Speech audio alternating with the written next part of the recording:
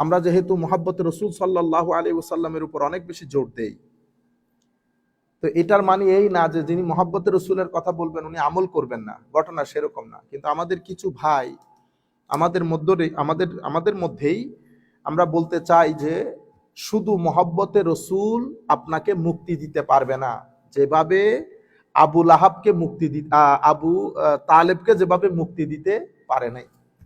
আমরা এই জিনিসটা ভালো করে জানবো উসুল সহকারে। আমরা প্রথম ওইটা দিয়ে শুরু করি। মনে রাখবেন, একটা হচ্ছে ইসলামী শরীয়তের জেনারেল রুল। জেনারেল রুল হচ্ছে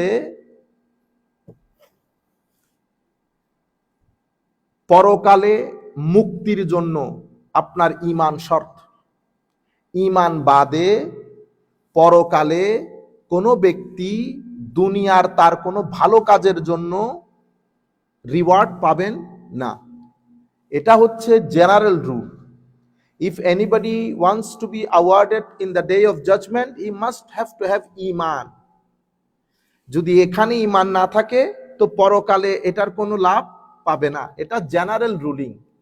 আল্লাহ রাব্বুল আলামিন পবিত্র কোরআনের মধ্যে ইরশাদ করেন, ওয়া কাদিমনা ইলা মা আমিলু মিন আমালিন ফাজআলনাহু হাবাআম মানসুরা। আপনারা দেখেন, আমরা যখন কোনো কিছু একটু পুড়ে ছাই বানাই, যখন হাওয়া আসে ছাইগুলা উড়ে চলে যায়। ঠিক সেভাবে যারা আমার নবীর উপর ঈমান আনয়ন করেন নাই, তাদের আমলগুলো আখিরাতে ছায়ের মতো উড়ে চলে যাবে। এখানে কোনো বেনিফিটেড কেউ হবে না। এটা আমিও জানি, আপনিও জানেন, কুল কায়নাতের মানুষ জানে, সবাই জানি আমরা এই জিনিসটা। এটা একটা বিষয়। যেমন আমার হযরতে আয়েশা সিদ্দিকা রাদিয়াল্লাহু তাআলা আনহা থেকে একটা হাদিস বর্ণিত, ইবনু জুদআন উনি জাহেলি যুগে কানা ইয়াসিলুর রাহিম ওয়া ইউতইমুল মিসকিন ফাহাল যাকা নাফিউ। জাহেলি যুগে উনি টাকা পয়সা দিতেন, আত্মীয় স্বজনকে লুক আফটার করতেন, মানুষকে খাওয়াতেন। ইয়া রাসূলুল্লাহ সাল্লাল্লাহু আলাইহি ওয়াসাল্লাম, এটা কি তাকে কোনো উপকার দেবে আখিরাতে? আমার নবী বলছেন, না, লা ইয়ানফাউহু ইন্নাহু লাম ইয়াকুল ইয়াওমান রাব্বিগফিরলি খাতিয়াতি ইয়াউমাদ্দিন। সে জীবনেও তো এই কথা আল্লাহর দরবারে বলে না, আল্লাহ কিয়ামতের দিন তুমি আমাকে ক্ষমা করে দিও। সেই জন্য তাকে আল্লাহ আখিরাতে কোনো কিছু দেবেন না। তো এখন কাফেরদের, যারা নন মুসলিম, যারা আমার নবীর আনিত বিধানের উপর ঈমান আনয়ন করেন নাই, তাদেরকে আল্লাহ রাব্বুল আলামিন তাদের যাবতীয় কর্মের যে অ্যাওয়ার্ড, রিওয়ার্ড, প্রতিদান, সেটা আল্লাহ দুনিয়াতে দিয়ে ফেলবে। আবার আমি আপনাদেরকে বলছি, সবকিছু, তারা যা কিছু ভালো কাজ করবে সবকিছুর প্রতিদান আল্লাহ তাদেরকে দুনিয়ার মধ্যে দিয়ে ফেলবে। আখিরাতে তাদের কোনো প্রতিদান নাই। আখিরাতে তাদের কোনো প্রতিদান নাই।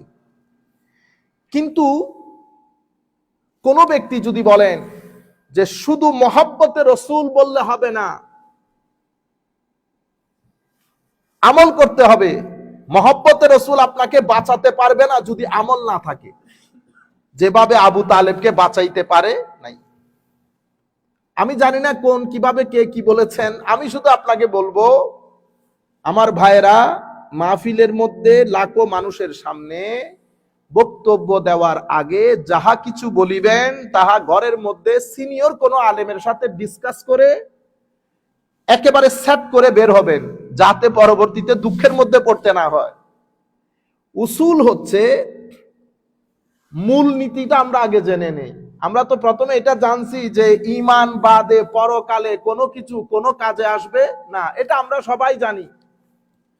কিন্তু মূলনীতি হচ্ছে মুহাব্বতে রাসূল, এটা ঈমানের আলামত। আর আপনার আমলটা হচ্ছে ঈমানের পরিপূরক। আমল কখনো ঈমানের আলামত না, মুহাব্বত ঈমানের আলামত। কেন? আমার নবী বলেছেন কি, কোন হাদিসের উপর ভিত্তি করে আমরা এগুলো বলছি? প্রথমে তো কোরআন বলছে, কোরআনে পাকের মধ্যে ইনকানা আবাউকুম ওয়া আবনাউকুম, গতকালকে আমি পড়েছি। আমার হাবিব, আপনি বলে দেন, যতক্ষণ পর্যন্ত তারা মা বাবা, সন্তান সন্ততি, পরিবার পরিজন, প্রতিবেশী, বন্ধু বান্ধব থেকে, তাদের ঘর বাড়ি থেকে, তাদের বিজনেস প্রতিষ্ঠান থেকে আল্লাহ এবং রাসূল, জিহাদ ফি সাবিলিল্লাহকে বেশি মহব্বত না করবে, নাম্বার ওয়ান। আমার নবী হাদিসে পাকের মধ্যে ইরশাদ করছেন, যতক্ষণ আপনি মহব্বত না করবেন আমাকে, মানে আল্লাহ রাসূলকে, কি থেকে বেশি? দুনিয়াতে যাদের যাদের জন্য আপনার মহব্বত, সবচেয়ে বেশি মহব্বত যতক্ষণ আল্লাহ রাসূলের জন্য না হবে, ঈমান হবে না। বুঝতে পেরেছেন? তো মহব্বত ঈমানের আলামত। আমল, আমি এই যে কথাগুলা বলছি কিছুক্ষণ পরে আমি এগুলার উপর হাদিস পড়বো। আমল আপনার ঈমানের পরিপূরক। বুঝতে পেরেছেন? আচ্ছা, এটা একটা মূলনীতি। এখন আমরা বলি, আমরা যখন এক্সাম্পল দেব, যেমন আমি যদি এক্সাম্পল এটা বলি যে যেভাবে আবু তালেবকে মহব্বত উপকার দিতে পারে নাই, সেভাবে আপনাকেও দিতে পারবে না। কারণ যিনি বলেছেন নিশ্চয়ই উনার দৃষ্টিতে আবু তালেব মুমিন না। তো আপনি কাফেরের এক্সাম্পল কখনো মুমিনদেরকে দেবেন না। মুসলমানদের এক্সাম্পল কাফেরদের এক্সাম্পল দিয়ে মুসলমানদেরকে দিবেন না। এটা খারেজি আলামত। এটা কার আলামত? খারেজিদের আলামত। আয়াত নাজিল করেছে আল্লাহ কাফেরদের জন্য, এটা যদি আপনি মুসলমানদের উপরে চালিয়ে দেন তাহলে এটা কাদের আলামত? আমার নবী বলেছেন, উলামায়ে উম্মত বলতেছেন, এটা কাদের আলামত? খারেজিদের আলামত। আপনারা বুঝতে পেরেছেন? কারণ আপনার মূল সম্পদ হচ্ছে ঈমান। যেই ব্যক্তি মান ক্বালা লা ইলাহা ইল্লাল্লাহ, যেই ব্যক্তি একদিন অন্তরের অন্তরস্থল থেকে মহব্বত নিয়ে লা ইলাহা ইল্লাল্লাহ পড়েছে, সে অবশ্যই জান্নাতে যাবে। সে কি যাবে? অবশ্যই জান্নাতে যাবে। মান ক্বালা লা ইলাহা ইল্লাল্লাহ দাখালাল জান্নাহ। আপনারা বুঝতে পেরেছেন? ইন্নাল্লাহা লা ইয়াগফিরু আন ইউশরাকা বিহি ওয়া ইয়াগফিরু মা দুনা যালিকা লিমান ইয়াশা। শিরক বাদে আল্লাহ আপনার সকল গুনাহ ক্ষমা করে দেবেন। আমার আল্লাহ ক্ষমা করে দিলে আপনার অসুবিধা আছে? আপনি এগুলা কি বলেন? আচ্ছা, এখন দেখি মহব্বতে রাসূল, আপনি ওই জায়গার মধ্যে ভুল করেছেন আমার ভাই। মহব্বতে রাসূল আবু তালেবকে উপকার দেয় না, এটা আপনাকে কে বলেছে? আপনি বুখারী শরীফ, আমার ভাই, আগে আমরা ময়দানে আসার আগে আমি আমাদের সব ভাইদেরকে বলছি, আমার ঘরানা পরের ঘরানা, জাস্ট মাইকটা নিয়ে বসে যায়েন না। হাদিসের যে 6টা বিশুদ্ধ গ্রন্থ আছে এগুলা পড়েন শুরু থেকে শেষ পর্যন্ত উলামায়ে কেরামের মজলিসে বসে। তাফসীরের 2-1টা কিতাব শুরু থেকে শেষ পর্যন্ত পড়েন। উলামায়ে কেরামের মজলিসে আসা যাওয়া করেন। রাতে 2-3টা পারলে সিজদা দেন। তখন ভিতরে আল্লাহর ভয় আসবে, সফটনেস আসবে, তাকওয়া পরহেজগারি আসবে, তারপরে ইলম আসবে। সে ইলম আপনাকে উপকার দেবে। আবু তালেবের ব্যাপারে আমার নবী সাল্লাল্লাহু আলাইহি ওয়াসাল্লামকে জিজ্ঞেস করা হয়েছিল। আমার নবী সাল্লাল্লাহু আলাইহি ওয়াসাল্লামকে যখন আমি হাদিসটা পড়ছি, এগুলা সবাই জানে, যারা মাদ্রাসার মধ্যে কামিল পর্যন্ত পড়েছে, ফাজিল পর্যন্ত পড়েছে, তারাও জানে। বুখারী মুসলিম শরীফের আপনারা অসংখ্যবার শুনেছেন।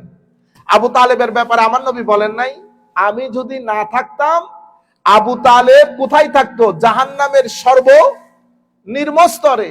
আমার কারণে আল্লাহ আবু তালেবকে কি করেছে? জাহান্নামের সবচেয়ে লঘু শাস্তি দেবে। তো এটাকে বলে শাফাআতে রাসূল। শাফাআতে রাসূল, আমার নবী সুপারিশ করবেন। তো আমি তো প্রথমে আপনাদেরকে জেনারেল রুল বলে দিয়েছি। জেনারেল রুল হচ্ছে মুমিন মুসলমান বাদে আখেরাত কারো না, কিন্তু এক্সেপশন আছে। এক্সেপশন শুধু আমার নবীর জন্য। কিভাবে? আমি 2টা হাদিস এখানে আপনাদেরকে বলি। আবু তালেবের ব্যাপারে আন্না রাসূলুল্লাহ সাল্লাল্লাহু আলাইহি ওয়াসাল্লাম قال আহওয়ানু আহলিন নারে আযাবান আবু তালিব, জাহান্নামে সবচেয়ে লঘু আযাব ভোগ করবে আবু তালেব। বুঝতে পেরেছেন? ওয়া হুয়া, হায় হায়, বলতেছে আযাব লঘু। তো কি রকম? কোন নেয়াল, জাহান্নামে ওই নেয়াল আগুনের জুতা পরিয়ে দেবে, এই আগুনের প্রতাপে ওনার ইয়াগলি মিনহুমা দিমাগাহু, এই তার দিমাগুহু, তার দিমাগ পর্যন্ত বয়লিং হবে। এটা আল্লাহ রাব্বুল আলামিনের দরবারে ফরিয়াদ, মাওলাই করিম আমাদের দুশমনদেরকেও যেন আল্লাহ রক্ষা করেন জাহান্নামের আগুন থেকে। তো আমার নবী বলতেছেন যে এটা জাহান্নামের আহওয়ানুল আযাব, একেবারে লঘু শাস্তি জাহান্নামের। আমার নবী সাল্লাল্লাহু আলাইহি ওয়াসাল্লাম এই কথা বলার পরে, এটা মুসলিম শরীফ এবং অসংখ্য অন্য হাদিসের মধ্যে এসেছে, আন আব্বাস বিন আব্দুল মুত্তালিব আন্নাহু ক্বাল ইয়া রাসূলুল্লাহ হাল নাফা'তা আবা তালিবিন বিশাই ফা ইন্নাহু কানা ইয়াহুতুক ওয়া ইয়াগদাবু লাক। হযরতে আব্দুল্লাহ বিন আব্বাস, হযরতে আব্বাস বিন আব্দুল মুত্তালিব আমার নবীর চাচা, জিজ্ঞেস করতেছেন, ইয়া রাসূলুল্লাহ সাল্লাল্লাহু আলাইহি ওয়াসাল্লাম, মুসলিম শরীফের মধ্যে এসেছে, হুজুর আবু তালেব দুনিয়ায় থাকতে আপনার খুশিতে খুশি হতো, আপনি রাগান্বিত হলে রাগান্বিত হতো, সব সময় আপনাকে আষ্টে পৃষ্ঠে জড়িয়ে রাখতো। হায় হায় হুজুর, আপনার সাথেই মুআমালা কিয়ামতের ময়দানে আবু তালেবকে কোনো উপকার দেবে? আমার নবী সাল্লাল্লাহু আলাইহি ওয়াসাল্লাম বলছেন, ক্বালা নাআম, দেবে। আপনি লাখ জনতার সামনে বলেছেন দেবে না, তো আপনার কথা শুনবো না আমার নবীর কথা শুনবো? মুসলিম শরীফ পড়েন নাই? এরপরে আপনারা বলেন হুজুর আপনারা শুধু শুধু। আমার নবীকে আব্দুল্লাহ ইবনে আব্বাস বিন আব্দুল মুত্তালিব জিজ্ঞেস করতেছেন, দুনিয়াতে থাকতে আবু তালেব আপনাকে এভাবে লুক আফটার করেছে, আবু তালেবের এই মুআমালা হাল নাফাআতা আপনাকে কি উপকার দেবে? আমার নবী বলতেছেন আবু তালেবকে এটা কোনো উপকার সাধন করবে? আমার নবী বলতেছেন হ্যাঁ উপকার সাধন করবে। কেমনে? আমার নবী সাল্লাল্লাহু আলাইহি ওয়াসাল্লাম বলতেছেন, লাউলা আনা, যদি আমি না থাকতাম, লাকানা ফি দারকিল আসফালি মিনান নার, আবু তালেব জাহান্নামের সর্বনিম্ন স্তরে থাকতো। কিন্তু আমার কারণে আল্লাহ তার আযাবকে একেবারে লঘু করে দিয়েছে। কি রকম লঘু? আহওয়ানুল আযাবে আযাবান ইয়াউমাল কিয়ামা, কিয়ামতের ময়দানে একেবারে লঘু শাস্তি ভোগ করবে আবু তালেব। আবু তালেব মহব্বতের কারণে, সম্মানের কারণে উপকার পায় না। এখন আমি আপনাদেরকে কোন আনকমন হাদিসের কথা বলতেছি না, এটা মাদ্রাসায় যারা পড়েছে ফাজিল কামিল আমার ভাই, অত্যন্ত আদবের সাথে, আপনাকে আদব করার দরকার নেই, আমরা ছোট মানুষ, অনেক ছোট, আমি বিনয়ের সাথে মহব্বতের সাথে বলছি, প্লিজ ওয়েল প্রিপেয়ার, একেবারে ভালো করে প্রিপারেশন নেন। একটা জায়গা আপনারা, আমি জানি না কেন আপনারা এই জায়গার মধ্যে কোনো সাবধানতা অবলম্বন করেন না। বিশ্বনবী খবরদার আদবের সাথে নেন। মুহাম্মদুর রাসূলুল্লাহ সাল্লাল্লাহু আলাইহি ওয়াসাল্লাম, বারবার বিশ্বনবী, সে what you mean by say? সাল্লাল্লাহু আলাইহি ওয়াসাল্লাম বলবেন আমার নবীর শানে যখন কথা বলবেন, সাহাবায়ে কেরামের শানে যখন কথা বলবেন, তখন বলবেন বলেছেন, বলবেন, নিবেন, দেবেন, দিবে না, করবে না। আউলিয়া ইকরামের শানে যখন কথা বলবেন তো বলবেন ইন্না লিল্লাহি ওয়া ইন্না ইলাইহি রাজিউন। এখন আমি আপনাদেরকে কি বললাম? আবু তালেব, আমি ওনার কথা বর্ণনা করতেছি,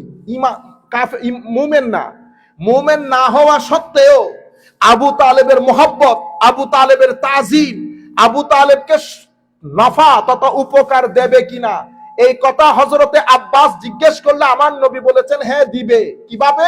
তো আমি না থাকলে জাহান্নামের নিম্নস্তরে থাকতো, আমার কারণে আল্লাহ তাকে জাহান্নামের একেবারে লঘু আযাব দান করবেন। আর আবু তালেবের ব্যাপারে, কারণ আপনারা তো ওরে বাপ রে বাপ অনেক বেশি খোলা, মুখাল্লাদ ফিন্নার অনেককে বলতে শুনেছি। আপনি যেহেতু বর্তমানে ওয়াজ তাকরীর করেন, আমি আপনাকে বিনয়ের সাথে বলবো, সৌদি আরবে যখন যাওয়া হবে, সৌদি আরবের লাইব্রেরি থেকে আবু তালেবের কবিতা গুচ্ছ দিওয়ানে আবি তালিব, এই কিতাবটা খরিদ করবেন। খুব বেশি বড় না, 50-60 পৃষ্ঠার মতো, সেখানে আবু তালেবের কবিতাগুলো আছে। সেই কবিতাগুলা পড়ে রাতে মনে মনে সিদ্ধান্ত নেবেন। রয়ে গেল জমহুর উলামা ইকরামের অভিমত, সেটা আমাদের মাথার উপর, আর অন্যান্য উলামা ইকরামের অভিমত, সেটা আমাদের মাথার উপর। আমি বলতেছি উগ্রতাটা কমানোর জন্য এই কবিতাগুলো অনেক ফায়দা দেবে। সেখানে দেখবেন আবু তালেব আমার নবীর শানে কি লিখেছে, এটা আমি আপনার উপর ছেড়ে দিলাম। এখানে আমি কোনো বিষয়ে আর কোনো মন্তব্য করব না। এটা তো আবু তালেব। আবু লাহাবের ব্যাপারে আপনারা সবাই জানেন, কোরআন শরীফের আয়াত নাজিল হয়েছে, তাব্বাত ইয়াদা আবি লাহাব। তো এখন আপনারা জানেন আমার নবী দুনিয়াতে আসার খবরে উনি আঙ্গুলের ইশারা দিয়ে ওনার স্লেভ গার্ল সুয়াইবা ওইটাকে মুক্ত করেছে, ফ্রি করে দিয়েছে। He has ফ্রিড his slave girl, খুশি হয়ে যে ঘরের মধ্যে ভাতিজা এসেছে।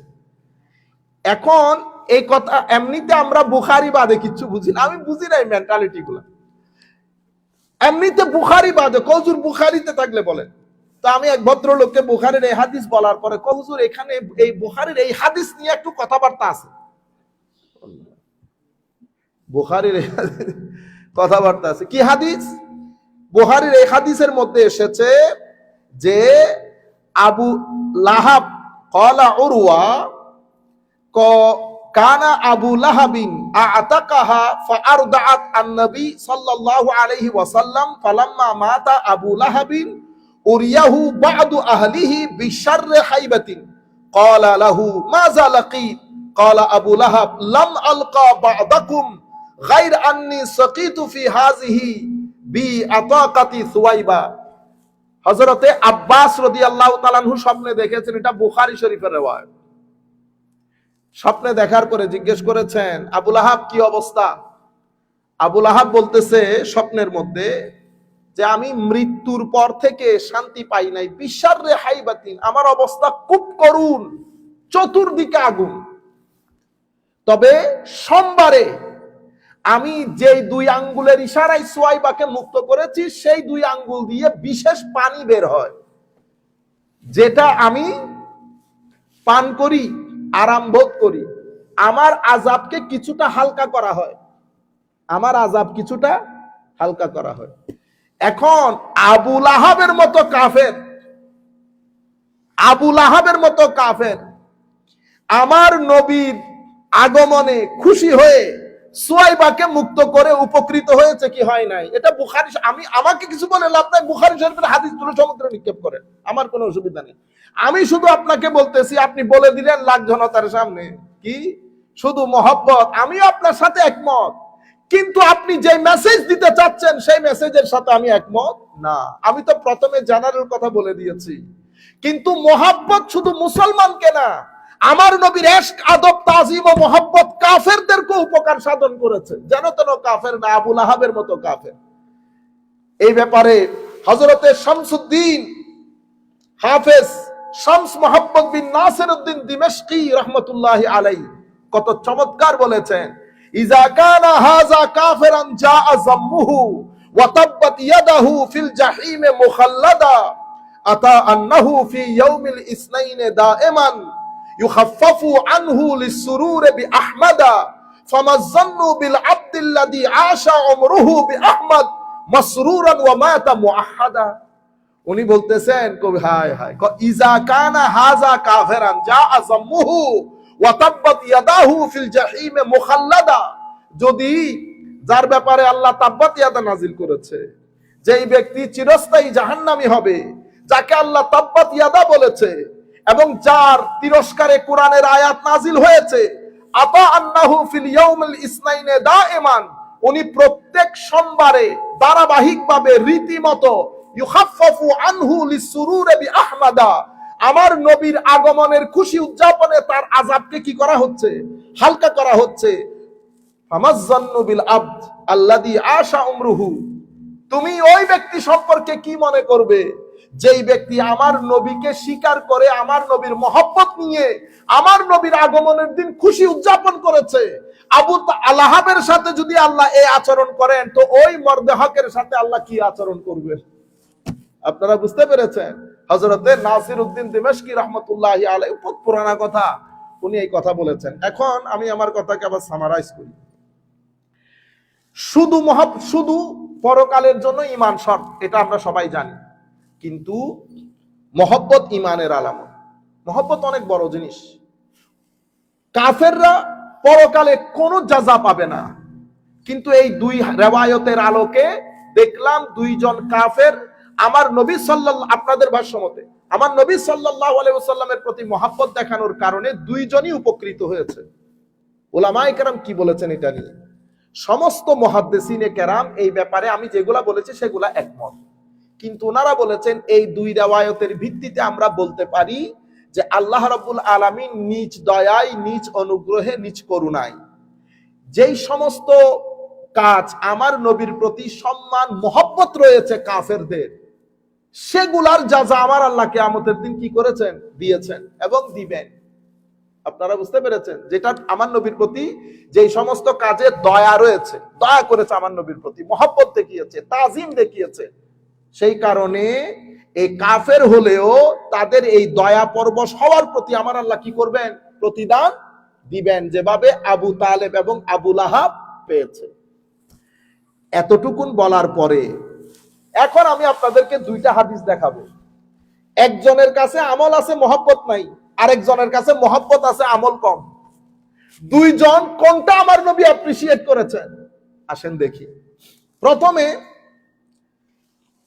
খারিজি মানে এক ব্যক্তি, তাদের মধ্যে আমল, তসবিহ, তাহলিল, কোরআনের তিলাওয়াত অনেক বেশি, কিন্তু তাজিম নাই, মহব্বত নাই। তাদের ব্যাপারে আমার নবী বলছেন তাদের ভিতরে ঈমানও নাই। আন আবি, এগুলা বুখারী শরীফ, মুসলিম শরীফ পড়লে কিতাবুল খাওয়ারিজের মধ্যে একেবারে ঢের পড়া হাদিস, সবাই জানে। হযরত আবু সাঈদ খুদরি থেকে বর্ণিত, যে হাদিসটা আমি আগে আপনাদেরকে বলেছি, বাইনামা নাহনু ইনদা রাসূলিল্লাহি সাল্লাল্লাহু আলাইহি ওয়াসাল্লাম ওয়া হুয়া ইউকসিমু কিসমান আতাহু যুল খুয়াইসারা। আমরা নবীর সাথে ছিলাম, আমার নবী কিছু জিনিস বন্টন করছে, অর্থাৎ স্বর্ণ বন্টন করছে। সেটা আমার নবী চারজন সাহাবী, গরিব সাহাবীর মধ্যে দিয়ে দিলেন। আতাহু যুল খুয়াইসারা নামক এক ব্যক্তি আসলেন তমিম গোত্রে। ফাকালা, এই এক riwayতের মধ্যে আসছে ইয়া রাসূলুল্লাহ, অন্য riwayতের মধ্যে আসছে ইয়া মুহাম্মদ। কি বলেছে? ইয়া মুহাম্মদ ইদিল, হে মুহাম্মদ সাল্লাল্লাহু আলাইহি ওয়াসাল্লাম, আপনি আপনার এই যে বন্টন করেছেন এটা স্বজন প্রীতি হয়েছে। কি হয়েছে? স্বজন প্রীতি।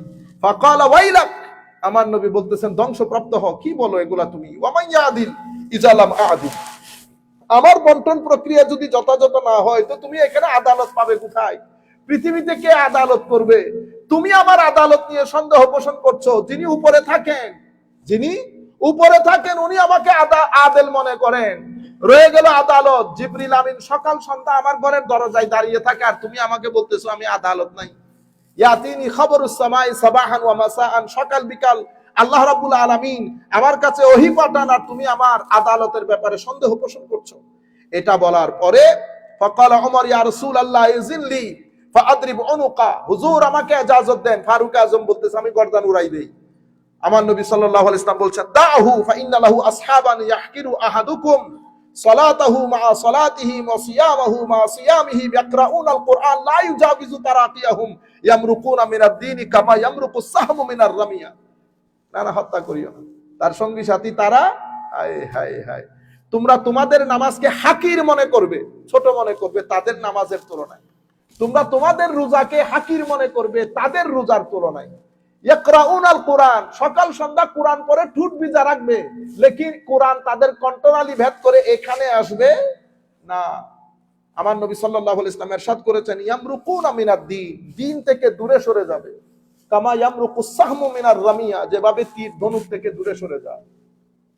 আমল আছে না, কোরআনের তিলাওয়াত আছে না, নামাজ আছে, সওম আছে, সবকিছু আছে, শুধু আদব ছিল না, বেয়াদবি করেছে। আমার নবী বলেছেন এই বেয়াদবির কারণে কোত্থেকে সরে গেছে? দিন থেকে সরে গেছে। তাইলে আমল আছে, আদব নাই। আমার নবী বলতেছে দিন থেকে সরে গেছে। এতটুকুন বুখারী মুসলিমের riwayat। এবার আমি আপনাদেরকে আরেকটা হাদিস শুনে, এটা বুখারী শরীফের riwayat। এটা আমি শাইখ ইবনে তাইমিয়ার ফতোয়া থেকে বলতেছি।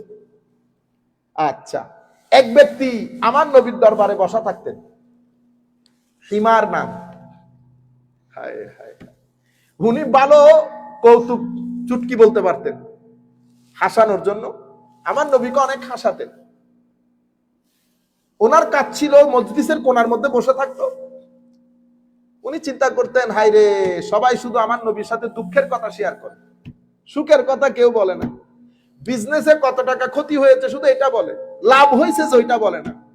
আমার নবীর মধ্যে মেন্টালি একটা প্রেসার হয়ে যায়, যেভাবে আপনারা এসে আমাদেরকে সব দুঃখের কথাই তো বলেন, সুখের কথা তো কেউ শোনায় না। এই সমস্যা, এই সমস্যা, এই সমস্যা। আপনারা যখন সমস্যাগুলা বলেন তো সমস্যাগুলো আপনি যাকে বলতেছেন তার উপর প্রেসার ক্রিয়েট করে। তো উনি চাচ্ছিলেন আমার নবীকে মেন্টালি একটু রিল্যাক্স করার জন্য। তো মজলিস থেকে হঠাৎ করে উঠে আমার নবীকে একটা চুটকি শোনাতেন, এতে আমার নবী একটু মুস্কি হাসতেন। হায় হায়, একবার কি করেছে জানেন? যে বাইরে গিয়ে নতুন ফ্রুট আসছে বাজারে, সে বাজারে আমার নবীর নাম দিয়ে বাকিতে কিনে নিছে, কিনে আমার নবীকে গিফট করছে। গিফট করার পরে আমার নবী তো মানে নিজেও খেলেন, মানুষকেও দিলেন। 2-3 দিন পরে মনে হয় ওই ভদ্রলোক এসে আমার নবীর দরবারে বলতেছেন হুজুর টাকা পাই যে একটু টাকা দিতে হবে। টাকা কেমনে পান? ওই ফ্রুট কিনছেন যে। তখন আমার নবীর মাথায় আসছে, কারণ আমার নবী তো তাকে সবাই চিনে, হেমার। আমার নবী তাকে ডেকে বলতেছেন হেমার, তুমি না আমার জন্য ফ্রুট আনলা? হুজুর আনছি তো।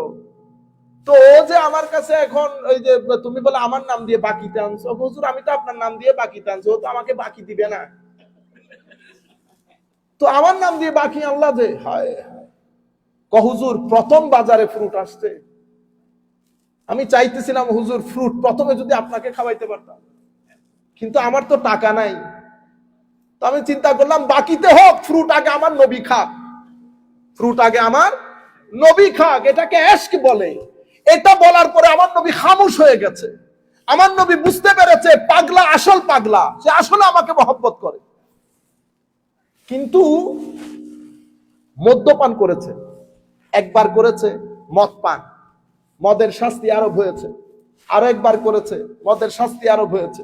আরো একবার করেছে, মদের শাস্তি আরোপ হয়েছে। তো সাহাবায়ে কেরাম তো বড় গায়রতমন্দ ছিলেন। সাহাবায়ে কেরাম গালা লান তান করতেছিলেন, লানাহুল্লাহ। কারণ আমার নবী হাদিসে পাকের মধ্যে বলেছেন যে শারেবুল খামরের উপর লানত হোক, শারেবুল খামরের উপর লানত, মানে মদ্যপানকারীর উপর লানত হোক, এটা আমার নবীর হাদিস। সাহাবায়ে কেরাম লানত করছেন, আমার নবী শুনলেন। শোনার পরে আমার নবী সাল্লাল্লাহু আলাইহি ওয়াসাল্লাম তাদেরকে বললেন, লা তালআনুহু, খবরদার লানত করিও না। ফাওয়াল্লাহি মা আলিমতু আন্নাহু ইউহিব্বুল্লাহ ওয়া রাসূলা, আমি আল্লাহর সাক্ষ্য দিয়ে বলছি, সে আমাকেও ভালোবাসে, আমার আল্লাহকেও ভালোবাসে। ফাইন্নাহু ইউহিব্বুল্লাহ, অন্য রাওয়ায়াতে ওয়া রাসূলা, সে আল্লাহ আল্লাহর রাসূলকে ভালোবাসে, খবরদার তাকে লানত দিও না। আপনারা এই পুরা রিওয়ায়াত বুঝতে পেরেছেন তো? আমি অনেক রিওয়ায়াত একসঙ্গে করে আপনাদেরকে বলেছি। মূল রিওয়ায়াতটা বুখারী শরীফের মধ্যে এসেছে। তাহলে এই ব্যক্তির মধ্যে মদ্যপান করছে, বারবার তার উপর হক কায়েম হচ্ছে, এরপরেও আমার নবী বলতেছেন আল্লাহ আল্লাহ রাসূলকে মহব্বত করে। মহব্বত কি ওই চুটকি বলে বলে আমার নবীকে একটু হাসানো, এটা মহব্বত? আপনারা বুঝতে পেরেছেন? আপনি বলেছেন কি শুধু মহব্বত দিয়ে কাজ হয় না। আমি আপনাকে দুইটা হাদিস মুসলমানদের থেকে তুলে ধরেছি, একটা খারেজিদের হাদিস, আপনি এটা স্টাডি করবেন বেটা ভালো করে। সেখানে আমার নবী সাল্লাল্লাহু আলাইহি ওয়াসাল্লাম স্পষ্ট কথা, নামাজ, তাসবিহ, তাহলিল, রোজা সবকিছু আছে, এরপরে আমার নবী বলতে দিন থেকে খারিজ হবে। আর এই ব্যক্তির ব্যাপারে আমার নবী বলতেছেন খবরদার লান তান করিস না, সে আল্লাহ আল্লাহ রাসূলকে মহব্বত করে। আপনারা পুরো বিষয়টা বুঝতে পেরেছেন তো? এখন আমি চাচ্ছি কনসেপচুয়াল ক্লারিটি হোক। আমরা কোনো আপনাদের মতো বড় আলেম না। আপনারা নিজেরা নিজেরা বলেন আমি একজন মুফাসসিরে কোরআন। না না বেটা, মুফাসসিরে কোরআন বাংলাদেশে নাই, এগুলা বলে লাভ নাই। আমরা খুব সাধারণ ছাত্র, আমরা এখনো শিখতেছি, আমরা ভালো করে সত্যিকার কথা বলতেছি, আরবিও পড়তে জানি না আমরা। কিন্তু আমরা আপনাদেরকে বিনয়ের সাথে বলবো, বয়স নাই, এখন অনেক সময় আছে, ভালো করে পড়েন, ভালো করে পড়েন। দ্বীনের যে দাওয়াত সেটাকে লিওয়াজহিন না রাখেন, কুল্লুম কুলা করেন, ক্লিয়ার কাট করেন, কিছু ভিতরে কিছু বাইরে, কোনো প্রয়োজন নাই। আর একটা জায়গার মধ্যে সাবধান, আল্লাহ আল্লাহ রাসূলের শানে কথা বলার সময় বড় সাবধানতা অবলম্বন করবেন, বড় সাবধানতা অবলম্বন করবেন। আপনি শুরু দিয়ে বলছেন 5 বছর আগে রেকর্ড হয়েছে, সেই রেকর্ড আমি পরবর্তীতে অডিও ভিডিও, কেউ যদি পূর্বের জিনিস পরবর্তীতে লাগিয়ে বলে এটা প্রতারণা হয়েছে, নিঃসন্দেহে। কিন্তু আপনি মাপ চাইলে অসুবিধা কি হইতো? কাউবয় শব্দটা আপনি বলেছেন, কাউবয় শব্দটা আমার নবীর শানে। আবার অসংখ্য উলামায়ে কেরামকে দেখলাম আজীব, শুধু এক ব্যক্তিকে বাঁচানোর জন্য এটার উপর সাফাই গিয়েছে। কি বলেছে? বললে অসুবিধা কি? ঈমান আছে? আমার নবীর ব্যাপারে যখন এই সমস্ত শব্দ মানে আমার নবীকে জর্জরিত করবে, ঈমান আছে? শুধু একজনকে বাঁচানোর জন্য। আল্লাহ রাব্বুল আলামিন আমাদের হামি ও নাসির হোক। আসেন, আমি এই জিনিসটা পরিষ্কার করার দরকার ছিল। আপনারা অসংখ্য উলামায়ে কেরাম বাংলাদেশ থেকে বলেছেন। এরপর আমি, কারণ আমাদের এখানকার যে জনগোষ্ঠী আপনারা জানেন, আমি যেহেতু এখন আমেরিকায় থাকি, আমাদের এখানকার কনটেক্সট ভিন্ন। আমরা বারবার আপনাদেরকে বোঝানোর চেষ্টা করি যে আমাদের কনটেক্সট ভিন্ন, আপনাদের কনটেক্সট ভিন্ন। আমি যদি আপনাদের কনটেক্সটে বারবার কথা বলতে যাই, আমাকে এখানে যারা শুনে তারা ডিস্টার্ব হয়, আমাকে অনেক ইউথ শুনে তারা ডিস্টার্ব হয় আপনাদের কনটেক্সটে কথা বলতে গেলে। আজকে আপনাদের কনটেক্সটে কথা বলা শেষ, এরপরে আপনারা রিকোয়েস্ট করবেন না আপনাদের বিষয়গুলো এখানে ডিসকাস করার জন্য। আপনাদের বিষয়টা আজকে একেবারে ফাইনাল করে দিয়েছি আলহামদুলিল্লাহ। পরবর্তী দর্স থেকে আমাদের যে রেগুলার দর্স আমরা সেগুলাই করবো ইনশাআল্লাহ। ফিতনায় আমরা যে আমরা বলি না ফিতনা ফিতনা ফিতনা, চতুর্দিকে ফিতনা। আমার নবী সাল্লাল্লাহু আলাইহি ওয়াসাল্লাম ফিতনার হাদিসের মধ্যে ইরশাদ করেছেন, একেবারে রাত যেভাবে দিনকে এনভেলপ করে ফেলে, সেভাবে ফিতনার চাদরে আমরা আবৃত হয়ে যাব। এমন ফিতনা হবে, এমন মানুষ এত কনফিউজড হবে মানুষ। দিনের মুমিন বিকাল হতে হতে কাফের হয়ে যাবে, বিকালের মুমিন সকাল হতে হতে কাফের হয়ে যাবে। মসজিদের মধ্যে মুসল্লি ভরা থাকবে, মুমিন থাকবে না। আমার নবী সাল্লাল্লাহু আলাইহি ওয়াসাল্লাম ইরশাদ করেছেন। বড় আজীব বিষয় না? এখন এই ফিতনাগুলো হয় কেন? ফিতনা হওয়ার প্রথম কারণ হচ্ছে আল জাহাল। জাহাল মানে মূর্খতা। অর্থাৎ আমি কোনো কিছু জানি না একটা বিষয়, কারণ পড়ি নাই, জানি না। দ্বিতীয় হচ্ছে আমি পড়েছি নিজে নিজে, কিন্তু ভালো করে বুঝতে পারি নাই, এই না জানাটা অসম্ভব খতরনাক জিনিস। আপনি যদি না জানেন, কাউকে সম্মানও করতে পারবেন না। If you don't know anybody, you cannot respect him. For example, এখানে যদি এমআইটির ভিসি সাহেব আছেন, পাশে বসে থাকে বা এখানে বসে থাকে, you cannot respect him until you know that he is VC of MIT. এই জন্য জাহাল খতরনাক জিনিস। জাহাল হচ্ছে অন্ধকার।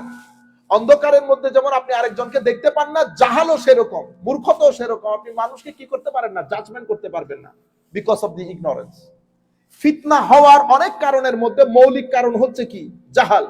জাহাল হওয়ার কারণে আমি কোরআন কিভাবে বুঝার দরকার সেটাও জানি না, হাদিস কিভাবে বুঝার দরকার সেটাও জানি না, সলফে সালেহিনে উম্মত এই বিষয়গুলোকে কিভাবে ডিল করেছে সেটাও আমরা জানি না।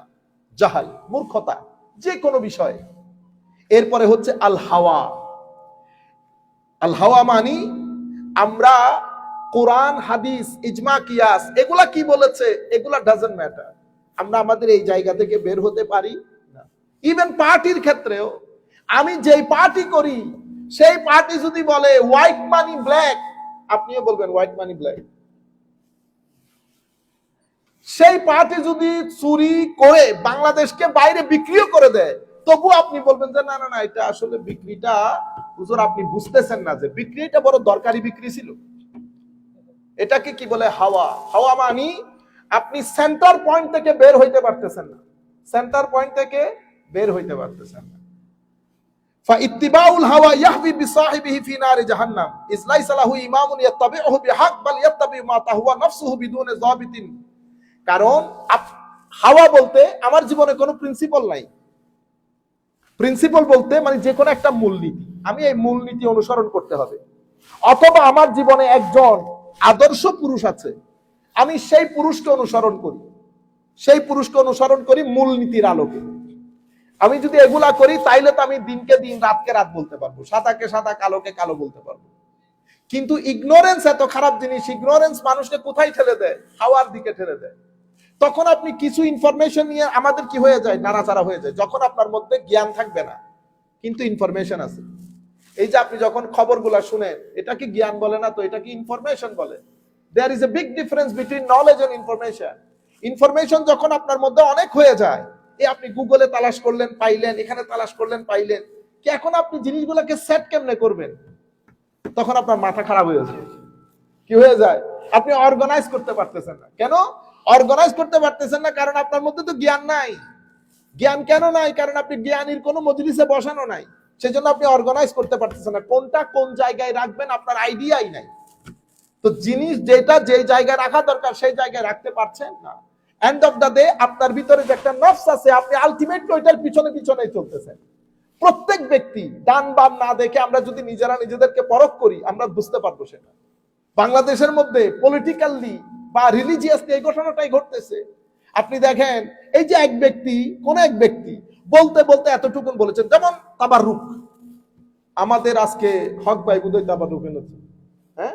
আচ্ছা, এখন আমি যদি মনে করি যে তাবাররুক ভালো জিনিস না, তাহলে আমি কি বলবো? হক ভাই তাবাররুক এনেছে, বাট আমার মনে হয় তাবাররুক এটা শরীয়ত সিদ্ধ না, তবু আপনারা এনেছেন, আপনাদের ব্যাপার, আমি খাবো না। ভদ্রলোকের কথা। এটা কার কথা? ভদ্রলোক। এখন আপনি এত বড় আলেম হয়ে মজলিসের মধ্যে বলবেন তাবাররুক আনা উচিত না, তাবাররুক এটা মানুষের গু গু। এটা কি? এটা কি বললেন? এটা কোনো ভালো মানুষের কথা? এত বড় আলেম আপনি, আপনারা বুঝতে পারতেছেন? এই পর্যায়ে চলে গেছি। তো এটারে কি বলে? এটারে হাওয়া বলে। কেন? আপনি কোরআন সুন্নাহর সমুদ্রে নিক্ষেপ করে কোথায় আসছেন? নিজের আনা থেকে বের হইতে পারেন না। আবার এইটাকে সাপোর্ট করার জন্য আরো 20 জন পিছনে দাঁড়িয়ে। ঠিক বলছে? আপনারা বুঝতে পেরেছেন? এটা পলিটিক্যালিও সেরকম।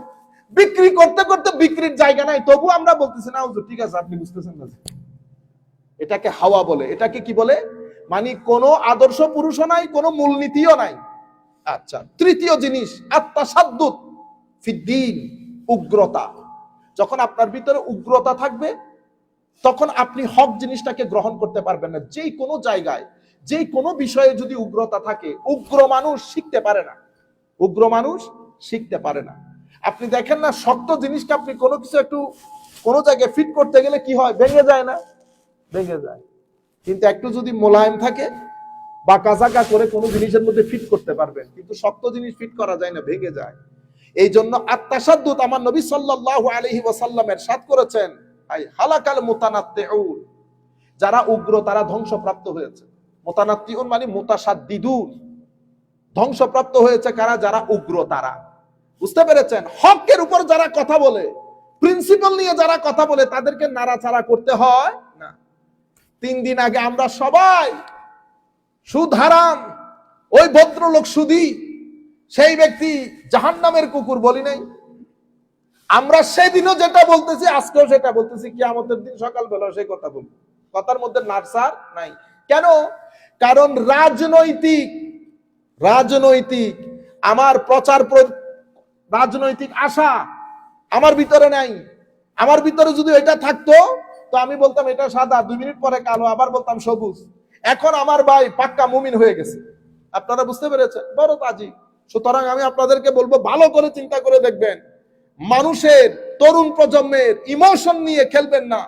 এটা আল্লাহ পাকের মেহেরবানি।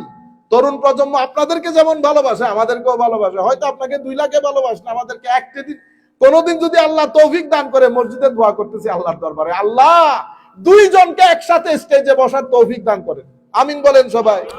সেদিন আমরা দেখব, সেদিন দুনিয়া দেখবে, সেদিন দুনিয়া দেখবে। আপনিও আপনার সিনিয়র নিয়ে বসবেন, আমিও আমার সিনিয়র নিয়ে বসবো, একই বিষয়ে কথা বলবো, একই বিষয়ে। সেদিন দুনিয়া দেখবে রাজনীতি ধর্ম না ধর্মের মধ্যে রাজনীতি, ইনশাআল্লাহ। তৃতীয় যে বিষয়, সেটা হচ্ছে দুশ্মনদের দুশ্মনী, বহির্বিশ্বের দুশ্মনী, ওরিয়েন্টালিস্ট, যারা আমাদের দিন ধর্ম নিয়ে গবেষণা করে, যাদেরকে ওরিয়েন্টালিস্ট বলে, প্রাচ্যবিদ। তারা এখানকার সায়েন্টিস্ট, এখানকার বড় বড় দার্শনিক, তারা আমাদের ধর্ম নিয়ে লেখে। তো তারা যখন লেখে, কেউ আছে লিখে, কেউ আছে ফাইন্যান্স করে। তো ওনারা যখন আমাদের ওখানে ফাইন্যান্স করে, টাকাটা সরাসরি দেয় না, টাকাটা ওই মিডল ইস্ট দিয়ে ঘুরে যায়। এগুলা বললে আমার ঝামেলা হয়ে যায়, বুঝতে পেরেছেন? মিডল ইস্ট দিয়ে ঘুরে যায়।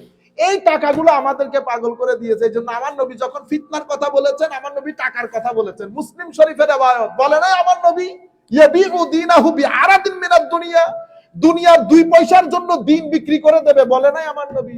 আমি ওই টাকার কথা বলতেছি। বুঝতে পেরেছেন? তো আদা, তাইলে ফিতনা হয় কেন? এই 4-5 কারণে। নফস, প্রথমে হচ্ছে মূর্খতা, এরপরে হচ্ছে নিজের নফস, তৃতীয় হচ্ছে উগ্রতা, চতুর্থ হচ্ছে এই বাইরের বহির্বিশ্বের বিভিন্ন ধরনের প্লট এবং ষড়যন্ত্র। ফিতনা থেকে বাঁচার উপায়, বস ফিনিশ। ফিতনা থেকে বাঁচার উপায়ের প্রথম হচ্ছে আল ইতিসাম বিল কিতাবে ওয়াস সুন্নাহ। কোরআন এবং সুন্নতকে উলামায়ে দ্বীন যেভাবে বুঝেছেন সেভাবে বুঝার চেষ্টা করা। আপনি নিজে নিজে না,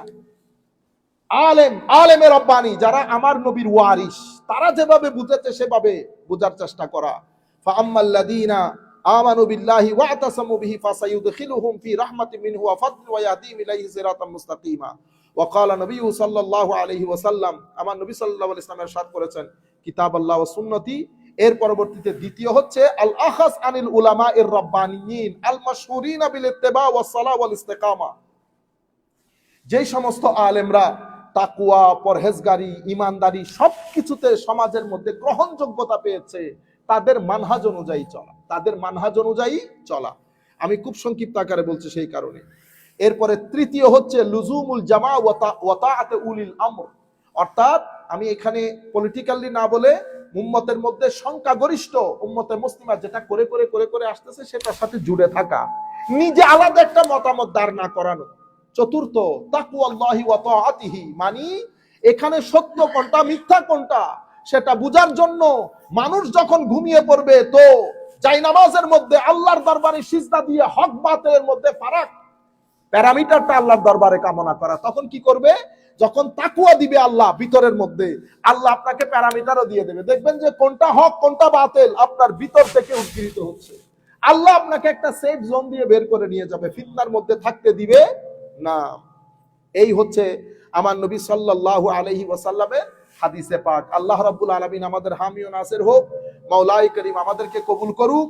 আমরা আর কথা না বাড়িয়ে আজকে আমাদের দার্স এখানে শেষ করছি। ওয়া মা আলাইনা ইল্লাল বালাগুল মুবিন। ওয়াসসালামু আলাইকুম ওয়া রাহমাতুল্লাহি তাআলা ওয়া বারাকাতুহু।